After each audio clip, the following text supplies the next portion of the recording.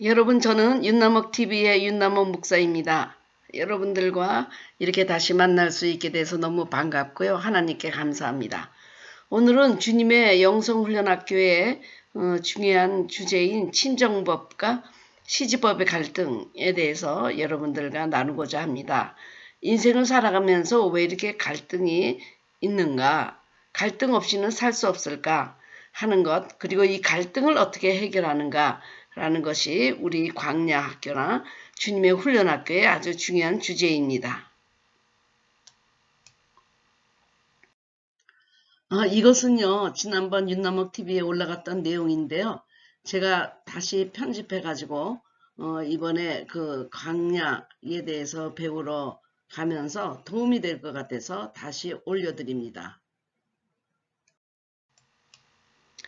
성경에 보면 가장 훌륭한 성서 인물로 보이는 사도 바울도 갈등했습니다.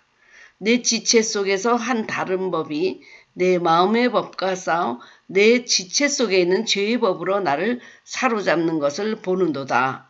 로마서 7장 이 말씀에 사도 바울이 얼마나 갈등하였는가. 사도 바울이 속사람과 겉사람의 처리에 대해서 말씀하면서 우리에게 굉장히 훌륭한 영성의 지도자가 되었기 때문에 사도 바울은 뭐 다 잘했겠지 라고 하지만 이 사도 바울처럼 고민한 사람이 없었습니다.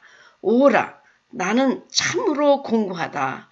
내 안에서 두 가지 법이 싸우고 있구나. 두 가지 법이 싸우고 있구나. 여러분들도 그걸 느꼈을 것입니다. 마음은 원이로되 육신이 약하다. 그런 경우 많이 있잖아요. 저는 마음속으로 그런 얘기를 어디 가고 싶다. 그런데 내 몸이 또 피곤해요. 그래서 가고 싶다는 얘기를 못할 때가 있어. 마음은 원인데 육신은 약하다. 이런 경우라든지 저 사람을 용서해 주고 싶은데 차마 입에서 떨어지지 않으면서 내 마음에서 저런 사람을 용서할 수 있어? 이런 갈등을 느끼는 경우도 많이 있고, 그리고 남편에게 사랑해요 라고 말하고 싶은데도 또 말은 그렇게 하고 싶지만 내 입에서는 떨어지지 않는 이런 모든 갈등, 마음과 내 육신이 따로 노는 그런 갈등을 여러분도 종종 느꼈을 것입니다. 여러분, 이 갈등이 언제부터 생겨났을까요? 그것은 아담과 이브 때로부터 생겨났습니다. 생명나무와 선악을 알게 하는 나무, 그것을 보고 먹을까 안 먹을까 하는 갈등이 생긴 것도 문제죠. 왜냐하면 우리에게 자유의지를 주었기 때문에. 그러나 생명나무를 바라볼 때는 우리는 하나의 가치를 갖게 됩니다. 선악을 알게 하는 나무를 먹게 됐을 때는 두 개의 가치 속에서 비교하면서 살게 됩니다. 생명나무는 하나입니다. 그러나 선악을 알게 하는 나무는 한 나무에 선과 악이라는 그 열매가 두 가지가 동시에 열립니다. 그래서 선하게 살까 악하게 살까 이런 비교가 서로 일어나게 된 것이 바로 선악을 알게 하는 나무의 실과를 먹었기 때문에 생기는 것입니다. 그래서 주님은 하나의 가치 속에 살 수 있도록 이것을 먹지 말라고 하셨는데, 이 아담과 이브는 갈등 끝에 이 선악을 알게 하는 나무를 따먹고 그 인생에서 선과 악의 열매를 맺게 되고 항상 거기에서 갈등을 느끼게 됩니다. 어느 것이 권력이 더 큰가? 어떤 것이 권력이 더 작은가? 아니면 누가 더 큰가? 누가 더 작은가? 누가 아름다운가? 덜 아름다운가? 그래서 내가 어디에 붙어야만 내가 또 앞으로 인생을 잘 살아가게 될까? 이 사람인가? 저 사람인가? 어디에 무릎 꿇어야 내가 또 앞날이 편할 것인가? 라는 모든 갈등이 선, 악을 알게 하는 나무를 먹기 때문입니다. 나에게 선도 생기고 악도 생깁니다. 한 나무에 그렇게 생기는 것입니다. 바로 우리는 생명나무 같이 되어야 되는데 선악을 알게 하는 나무처럼 되어서 내 안에서 선악의 갈등이 생기게 됐습니다. 주님이 먹지 말라고 한 것 먹지 않으면 되는데 먹었습니다. 그래서 하나님같이 되고자 하는 마음, 아니면 그냥 내가 겸손하게 내가 살고자 하는 마음, 이런 갈등이 우리 마음에서 아주 지속적으로 일생 생기게 되는 것입니다.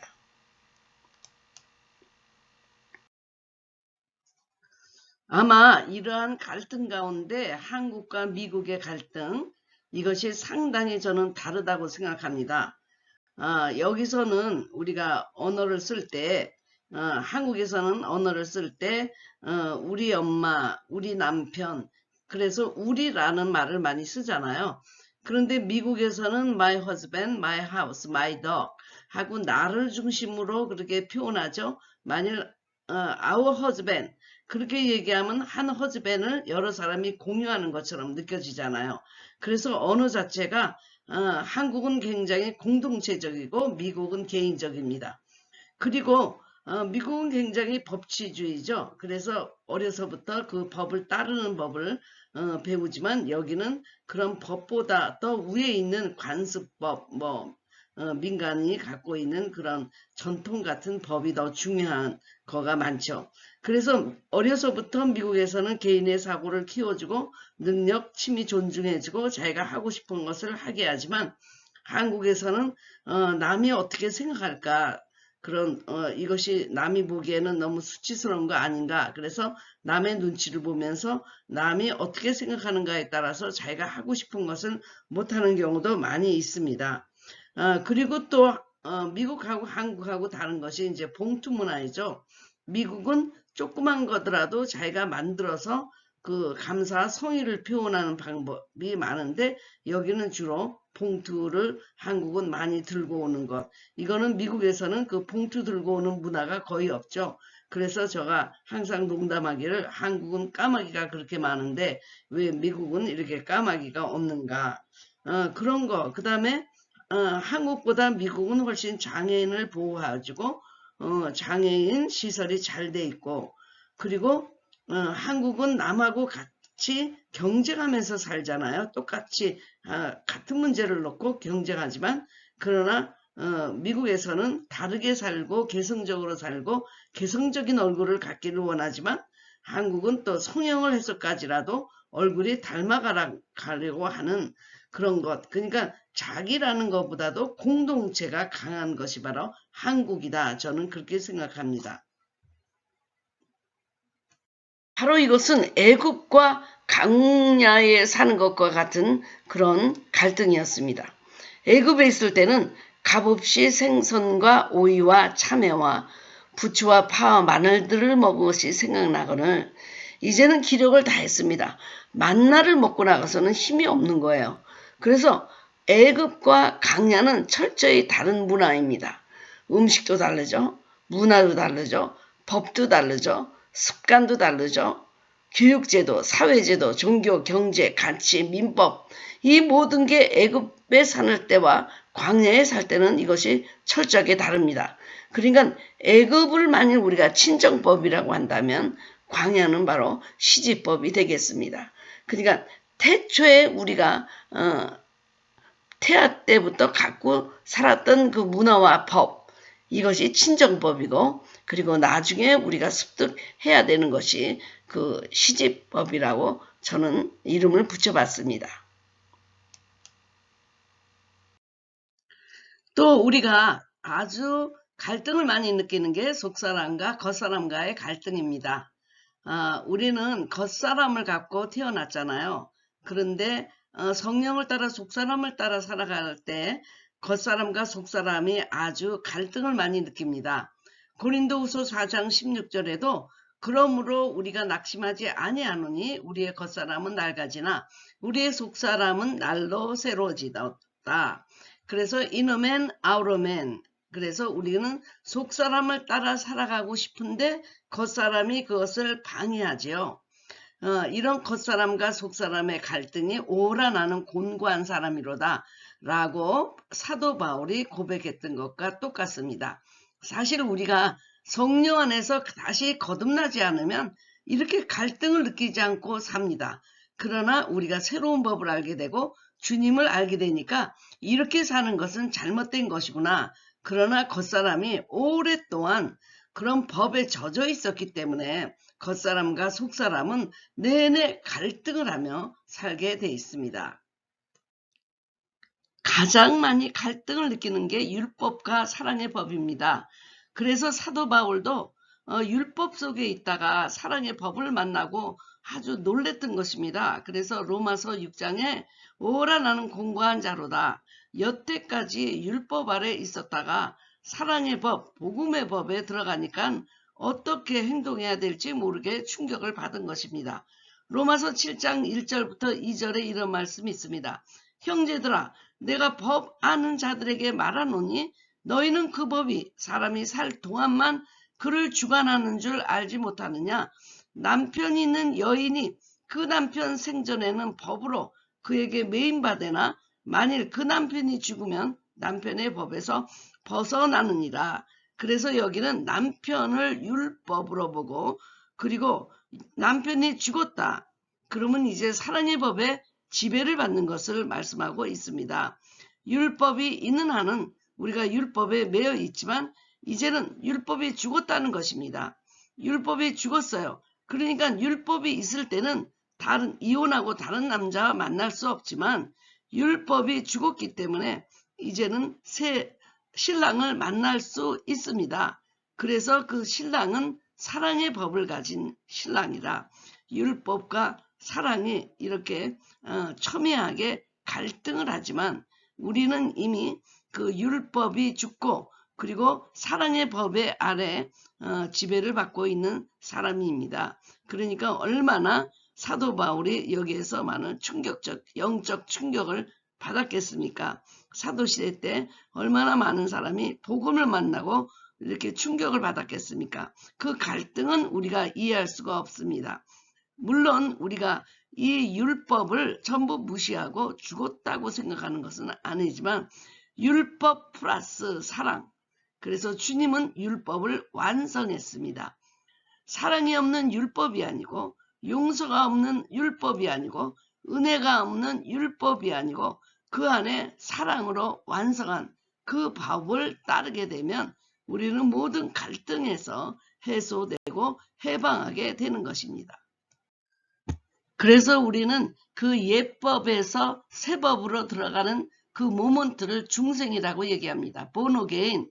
요한복음 3장 4절부터 6절에 니고데모가 이르되 사람이 늙으면 어떻게 날 수 있사옵나이까? 두 번째 모태에 들어갔다가 날 수 있사옵나이까?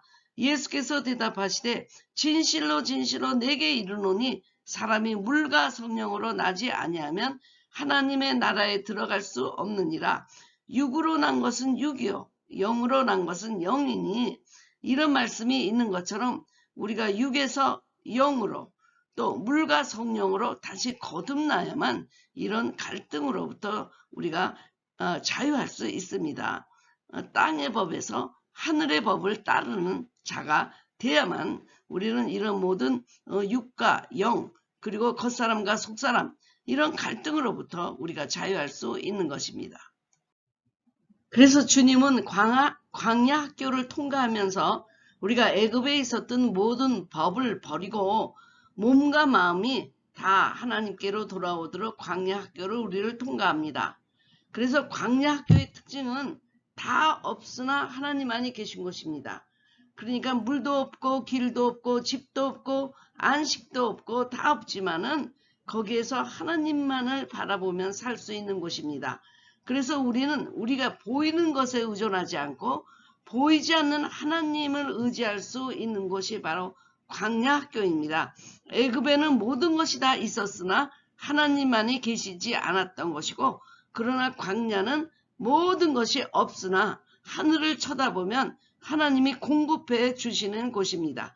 그분이 길이 되시고 물이 되시고 떡이 되시고 의사가 되시는 곳, 옷이 되시는 곳, 그것이 바로 광야 학교입니다.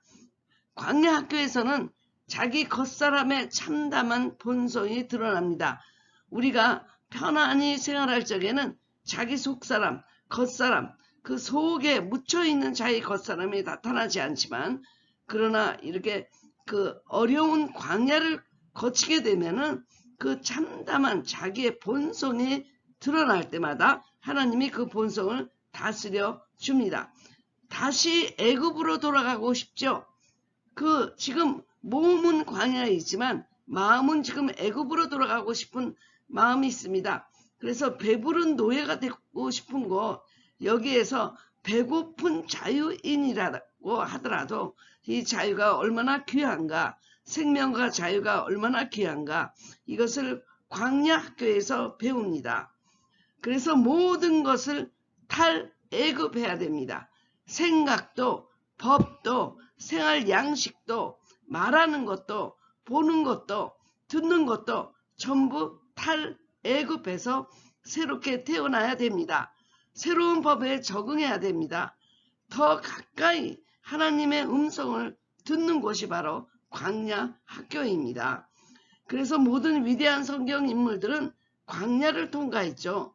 광야를 통과하지 않은 사람들은 하나님이 결코 사용하지 않으셨습니다.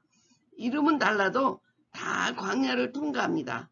영적 광야, 질병의 광야, 경제의 광야, 사별, 이별의 광야, 서로 미움의 광야, 갈등의 광야, 이 모든 것을 다 통과할 때 하나님께서는 나의 백성이 되어가고 있다고 말씀하십니다.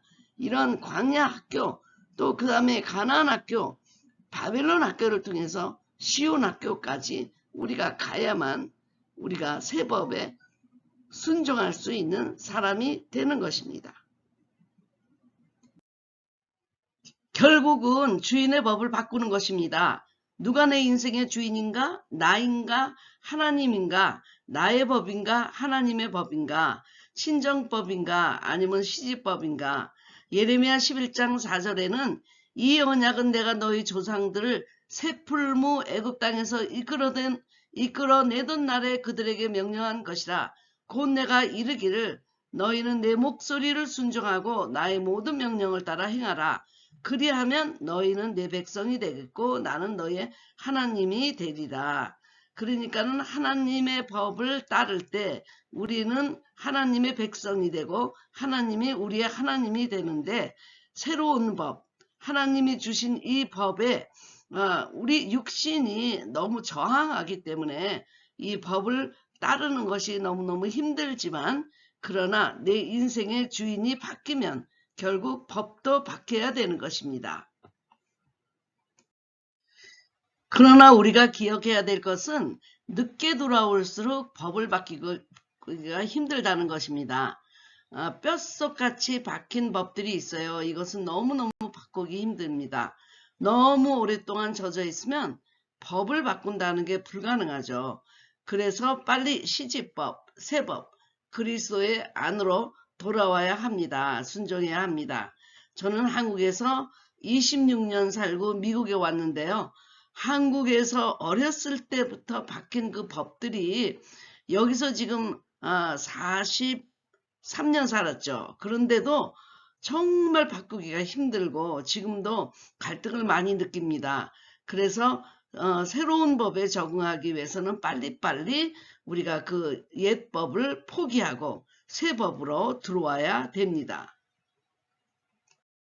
그럼 여러분들이 궁금한 것이 다 원리는 맞는데 어떻게 내가 이런 생명의 법으로 들어가서 갈등 없이 살 수 있을까? 그러면 이 법 안으로 들어가면 전혀 갈등이 없을까? 아닙니다. 우리가 육을 입고 있는 한 이 갈등은 계속되지요. 그렇지만 그 갈등에서부터 점점 줄어들어가는 것입니다. 그것이 바로 성화의 과정입니다. 갈등이 점점 줄어가는 이유는 우리가 더 많은 부분에서 하나님의 그 성령의 법에 순종하고 하나님 말씀에 순종해 나간다는 뜻입니다. 우리가 끝까지 다 달려가도, 하나님의 말씀을 붙잡고 달려가도 여러분이 갈등을 없앨 수는 없습니다. 육이 있기 때문에 여전히 육과 영은 갈등을 느끼고 싸움을 합니다. 그러나 영적으로 우리가 승리할 수 있도록 나아갈 수 있기 때문에 점점 갈등이 줄어든다는 뜻입니다. 제일 먼저 우리가 해야 될 것은 십자가의 중심 이동입니다. 나는 죽고 그리스도만. 그래서 한 알에 미리 땅에 떨어져 죽지 아니하면 한 알 그대로 있고 땅으로 들어가면 많은 열매를 맺느니라. 요한복음에 있는 말씀 여러분 기억하시죠? 우리는 십자가에서 주님과 함께 죽고 주님과 함께 부활해야 이 법으로 들어갈 수 있습니다. 그 얘기는 우리 겉사람이 주님과 함께 죽어야 된다는 뜻이죠. 그러기 위해서는 주님이 저에게 직접 하신 말씀입니다. 땅으로 들어가라. 이 땅은 참으로 신비합니다. 씨가 들어갔을 때 어떤 것은 죽고 어떤 것은 살아나게 하는 것은 땅만이 알고 있습니다. 땅은 참 신기하죠.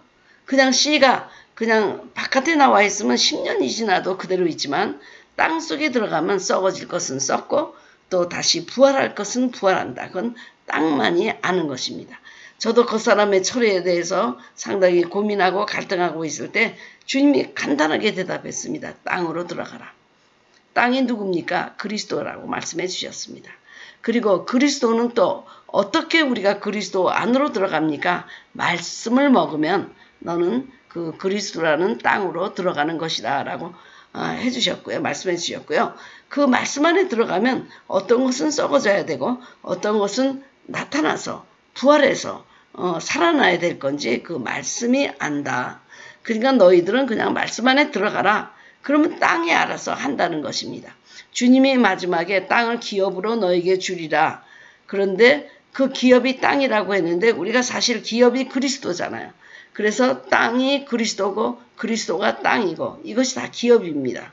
땅으로 들어가면 썩어질 것은 썩어지고 죽을 것은 죽고 살 것은 살고 그건 땅만이 갖고 있는 능력입니다. 이 세상 어디에도 죽고 사는 것을 결정하는 물체가 없습니다. 씨를 다른 데 갖다 놓으면 죽고 사는 문제가 일어나지 않습니다. 어떤 것만이 땅만이 그 씨가 죽고 사는 것을 결정하는 능력이 있습니다. 그 땅이 바로 그리스도요 말씀입니다. 우리 말씀 안에 들어가 살면 말씀이 썩어질 것은 썩게 하고 그리고 살아날 것은 살아나게 해서 갈등 없이 살아가는 그 성화, 온전한 삶으로 우리를 인도한다는 뜻입니다. 여러분과 제가 땅으로 들어가서 이런 멋있는 삶, 갈등 없이 하나님의 말씀으로만 기뻐하며 평강을 누리는 삶으로 들어가기를 저도 진심으로 기도하고 축복합니다. 기도하겠습니다. 하나님, 지금까지 애굽을 온전하게 나온 것이 아니라 그것을 그리워하며 돌아가기를 원했던 저희들을 용서해 주시옵소서. 그리스도의 법, 복음의 사랑의 법에 우리를 들어가게 하시며 주님의 인도함을 받는 인생으로 변화시켜 주시옵소서. 아직도 애굽의 잔재들이 남아서 하나님을 대적하는 것이 아닌지 용서해 주시옵소서. 그리고 광야에서도 아직도 우리가 갈등을 느끼고 주님 앞에 온전하게 성령의 법에 따르지 못하는 저희들을 용서해 주셔서 저의 겉사람을 다스려 주시고 광야에서도 가나안에서도 바벨론에서도 하나님을 하나님으로 고백하며 예배드리는 자로 우리를 회복시켜 주시옵소서. 지금도 많은 갈등 속에 이 법을 정리하지 못해서 갈등 속에 있는 우리 모두들을 불쌍히 여겨주시고 한 사람 한 사람 주님이 그 옛날 법, 애굽의 법에서 나와 주님의 그리스도의 법 안으로 들어갈 수 있도록 성령의 법으로 들어갈 수 있도록 주님이 친히 도와주시옵소서. 예수님의 이름으로 기도드립니다. 아멘. 365일 축복기도, 이 책 365일 기도를 만드느라고 제가 참 오랜 시간을 보냈던 기억이 나는데요. 왜냐하면 저도 자녀들을 위해서 기도할 때 한두 마디 하고 나면 뭐 할 내용이 없더라고요. 맨날 똑같더라고요. 그래서 그렇게 기도하기가 힘든 부모들을 위해서 제가 한글과 영어로 이렇게 만들었습니다. 이 책을 매일매일 여러분 곁에 두고 365일 자녀를 위해서 기도하면서 자녀들의 기도가 부요한 세이빙북을 유산으로 남겨주기를 바랍니다.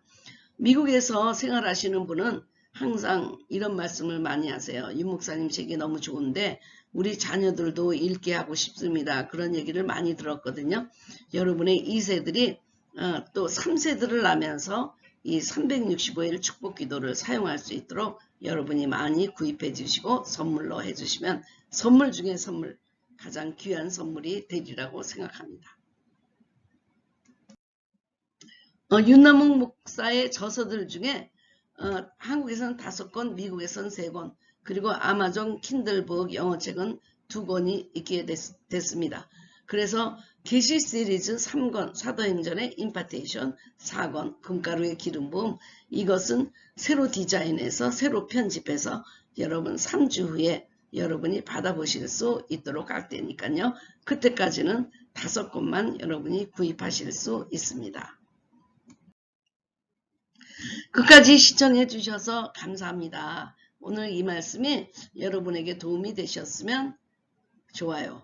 그리고 알림정도 설정해 주시면 감사하겠습니다. 말씀TV 구독자가 한 이제 300명을 향해서 가고 있습니다. 여러분들도 또 들어오셔서 정말 계속 구독자가 되어 주시면 감사하겠고요. 그동안 여호와 이레 하나님, 신들과의 전쟁, 뭐 하늘의 별들을 보라 여러 가지로 구속사의 흐름을 따라왔는데 오늘까지 본 모든 동영상 다시 반복하면서 여러분 더 튼튼한 그 기초를, 말씀의 기초를 닦으시면 좋겠습니다. 자, 다음에 또 뵐게요. 감사합니다.